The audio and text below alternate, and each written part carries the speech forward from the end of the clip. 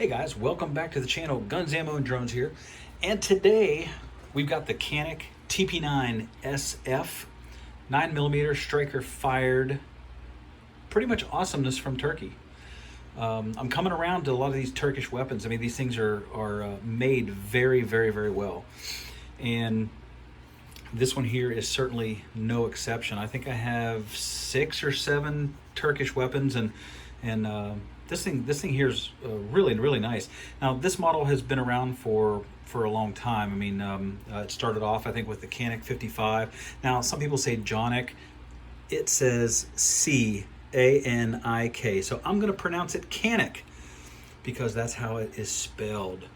Let's start here at the bottom. It does have an 18 round, really nice Mekgar magazine, as you can see there, made for the Canik.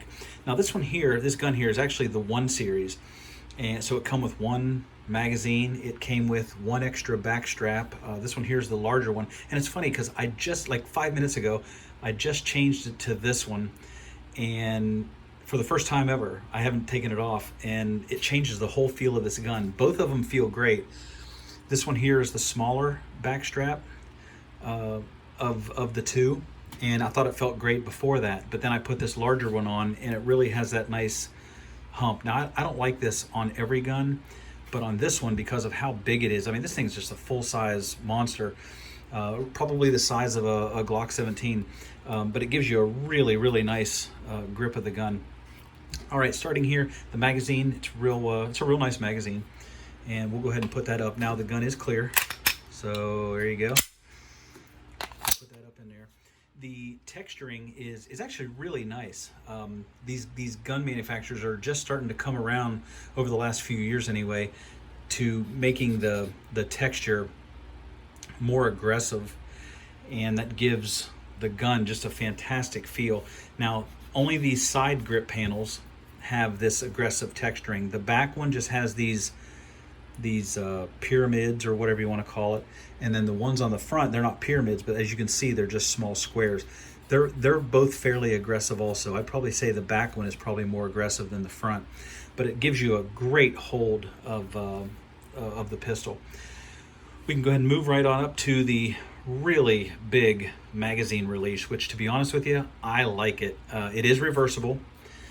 I like a big magazine release. It doesn't get in the way for me, and it's just nice. I mean, and it's steel, really nice. All these little cutouts here, you can see it's got a place for your side of your thumb to ride. It's really comfortable, and then as you go up here, you start to see that they also have the same grip texturing up here. If you're, let's see, do they have it on either side? Oh, they've got it up here on the other, well, not that one, but this one here. Usually when you put your fingers on here, but that's where it says made in Turkey.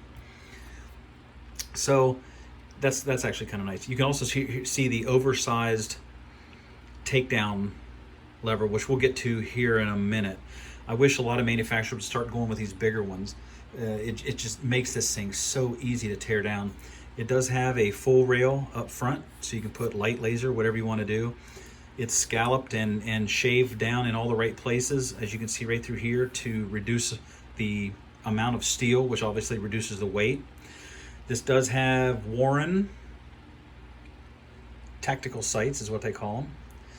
They are decent sights. I mean, you can see the sight picture. It's a blacked out rear with a white dot front. It's actually pretty nice. It does have a loaded chamber indicator, and you could probably see something through the side over here if you needed to, or if you had to for whatever reason. But this gives you the visual and the tactile indicator with a little red dot, so that's really nice. Trigger, tell you what, the trigger on this Canik is really, really nice, and it is skipping my mind how heavy the trigger is. It is not a bad trigger. I bet it's under 5 pounds. I'm going to guess probably maybe 4 to 4.5. Really, really nice. It does have the trigger safety here, as you can see. All right, and if you're into resets, it has one of the quickest resets out of any pistol I have, I think. If that's something that you like, I mean, it's literally like a 1/16 of an inch, which is very, very impressive when considering a lot of people in these videos talk about trigger resets and follow-up shots and things like that, which are all important, of course. This gun has that. Great trigger, great reset. It's very, very, very nice. And let's go ahead and take it down. It takes down just like your Glock, probably hundreds of other pistols. Basically just put a little bit of back pressure, which is really easy to do. Pull these two down. There's one on the other side over here. Just pull it down and let it go. And it comes right apart. So we'll put this down here. Standard insides of a striker fired pistol. Let me get this out. This is a really nice spring and guide rod. It's all metal, flat spring. And you've got your barrel, polished feed ramp, and inside, I think this is just probably a lot of chatter, but there is no tool marks. The tooling is really good on these. They must have some kind of ISO 9001. Now don't hold that to me, but it wouldn't surprise me that they do have a ISO 9001 facility where it's probably state of the art making all these Turkish pistols. I'm sorry, and to put it back, just put the barrel in and then put the spring back in, and you can see all the safeties inside. That is good. And then basically it's the same internals as just about any other striker fired pistol. All right, all your springs and all that good stuff, how all that works.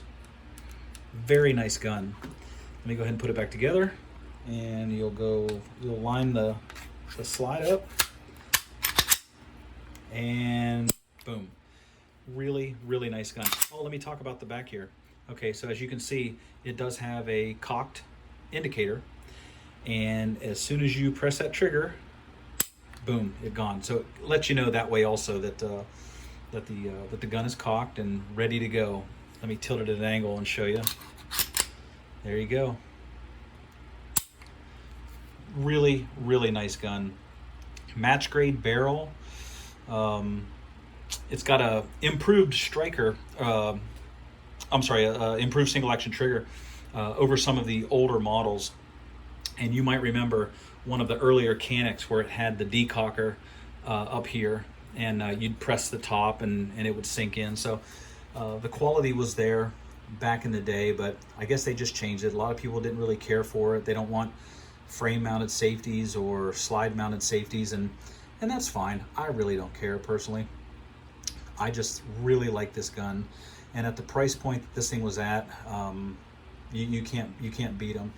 Glock is not the only big dog on the block anymore, and Canik is giving all these other companies a run for their money. Now this is a fantastic shooter. Right now we're into the COVID-19, everything's shut down, so I have shot this one already. I've had this gun for a while, and I did a review on it, but I decided to delete it and do this one. And so when I get to the range, when they open, I'm gonna take most of these guns and most of my guns and shoot them, and we'll do another range video on them. But this one here is just a review for right now with the Canik TP9SF. SF might mean Special Forces, but who knows? This is a Turkish gun, and I'm sure that these probably, along with other Turkish guns, also these are probably used in some of the militaries over there, from what I understand. I've never been there. I don't want to go there, but I tell you what, they're cranking out some amazing pistols over the last few years, and this is just one of them. I'm gonna make this video short, guys. Everything that comes with the box. Oh, I do want to show you this real quick. To take this down, there's a pin down here to take off your back strap. There's this pin you got to knock out, and it comes with your chamber flag in here, but keep that because it has a hole in it. And then it also comes with this little pin, and you basically just put that in there and use that to pound that thing out. So it's kind of dual service. I usually throw these I usually throw these things away, but decided to keep this when I realized that that's what that was for. So we're just going to leave that in there. And then your standard manual, which does not even show you one bit how to take off the back strap. That's kind of strange. But hope you guys like the pistol. I usually buy my guns at Gun Broker, and I don't remember what I paid for this one, but I don't think it was very much. $349, maybe $329, something like that. But this was last year, 2019, and of course they're a lot more expensive now because of the pandemic, or the dem panic.